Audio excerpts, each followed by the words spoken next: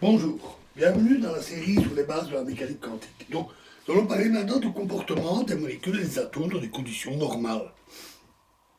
Alors, dans un gaz, les atomes ou les molécules se déplacent librement en dehors de quelques collisions de temps à autre. Donc, elles se déplacent, elles se heurtent, etc. Ils remplissent donc tout le volume disponible. On a donc une répartition comme ceci, avec des molécules dispersées au hasard et qui se déplacent.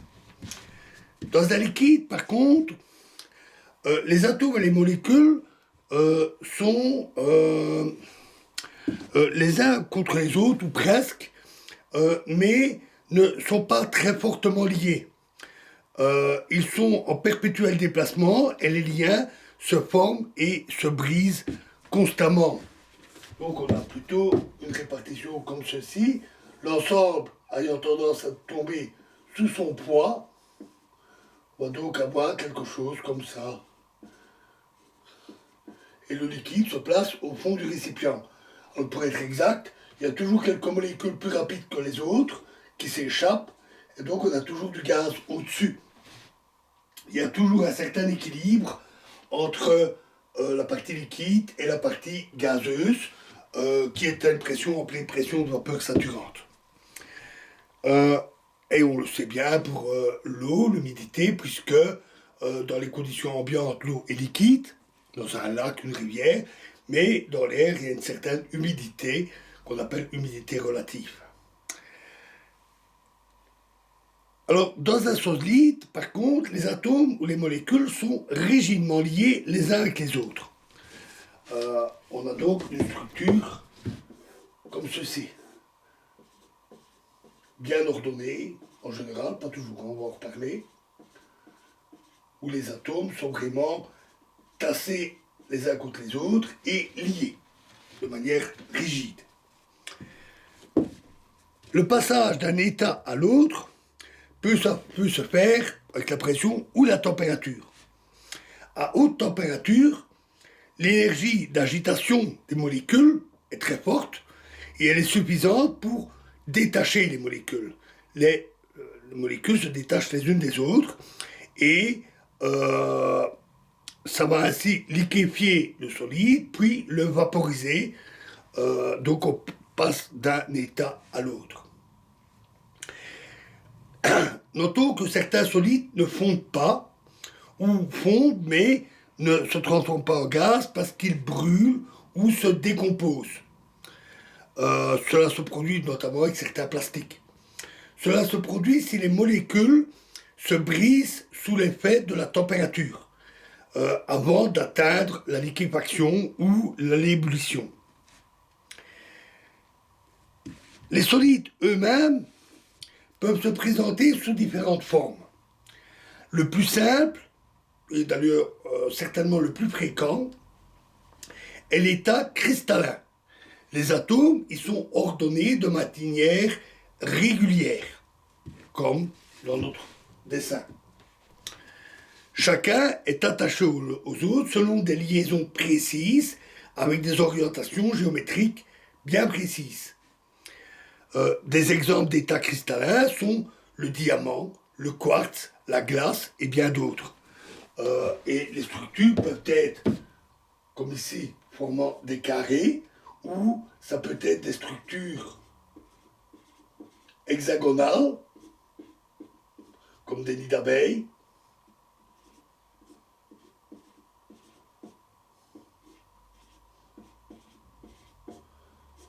etc. Et il existe bien d'autres structures géométriques, une bonne trentaine si je me souviens bien, et le classement de toutes ces structures, c'est le domaine de la cristallographie. L'état qui est vraiment l'opposé de l'état cristallin, c'est l'état amorphe. C'est un état où les atomes sont disposés de manière aléatoire, un peu comme dans un liquide, sauf que c'est rigide. Un exemple très classique, c'est le verre ordinaire, celui des vitres. Et en général, l'état amorphe n'est pas tout à fait stable, il y a des exceptions, Par exemple, pour le diamant, c'est plutôt l'état cristallin qui est instable. Euh, les atomes ont tendance à bouger et à se disposer de manière plus régulière. Dans le diamant, à se disperser. Mais la transformation peut être très lente puisque la structure est plutôt rigide. Et d'ailleurs, pour le diamant, si vous en avez, ne vous inquiétez pas, vous ne le verrez jamais se transformer en charbon. Euh, la cristallisation du verre, par exemple, peut prendre des siècles, voire des millénaires. Et il devient alors opaque.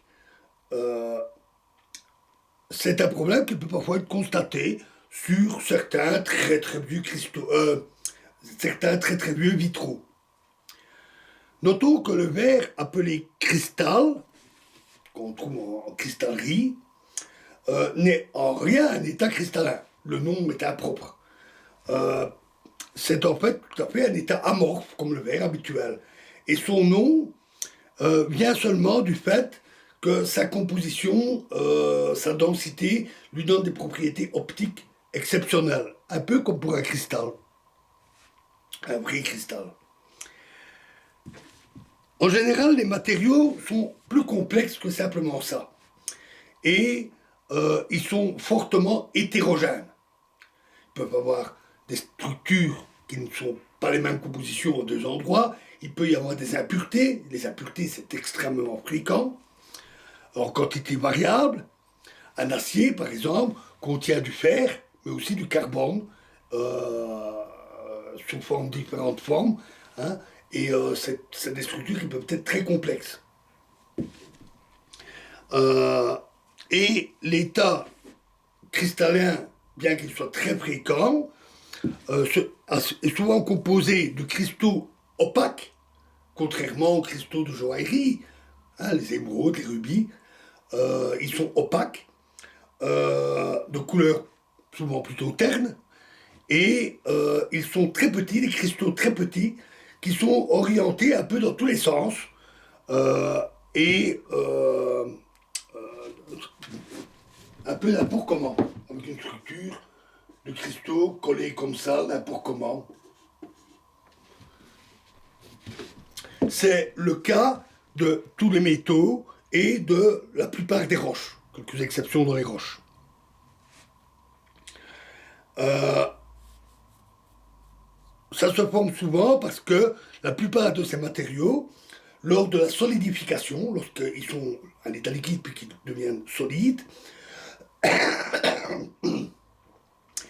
ils se forment de très nombreux cristaux, indépendamment les uns des autres, et au fur et à mesure du refroidissement, tous ces petits cristaux finissent par se souder les uns aux autres. Ça donne d'ailleurs des structures métalliques plus résistantes. On préfère une structure comme ça pour un métal. Et donc, on veille à avoir un refroidissement qui n'est pas trop rapide pour qu'il y ait suffisamment de formation de cristaux.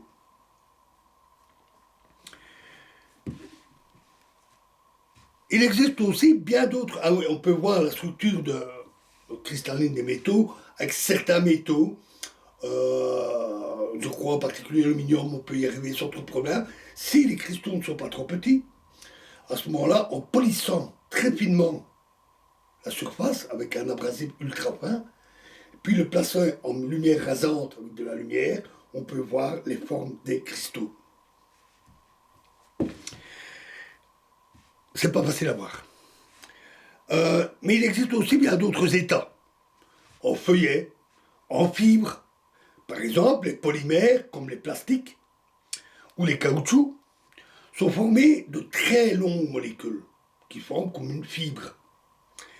Et elles sont mêlées les unes aux autres, elles sont souvent très enchevêtrées. Normalement, quand on fabrique des tissus, par exemple, on utilise plutôt des fibres qui sont alignées. Mais dans les plastiques et les caoutchoucs, ces fibres sont plutôt toutes emmêlées les unes avec les autres. Euh, c'est ce qui d'ailleurs a tendance à leur donner leur souplesse, voire leur élasticité, hein, pour les plastiques et pour les caoutchoucs. Parfois, dans toutes ces fibres enchevêtrées, il existe des liaisons entre fibres qui vont avoir tendance à plus rigidifier la structure. On peut faire de telles liaisons, par exemple, avec du soufre, ce qu'on appelle le procédé de vulcanisation pour des caoutchoucs, qui va alors rendre le caoutchouc plus dur. C'est de cette manière que l'on fait le caoutchouc des pneus. S'il s'était fait en caoutchouc pur, les pneus seraient comme des gommes très molles et très élastiques. On ne saurait pas rouler avec ça. Et donc, ils sont vulcanisés de manière plus ou moins forte pour faire avoir des pneus plutôt faits pour routes sèches, pour routes plus humides, etc.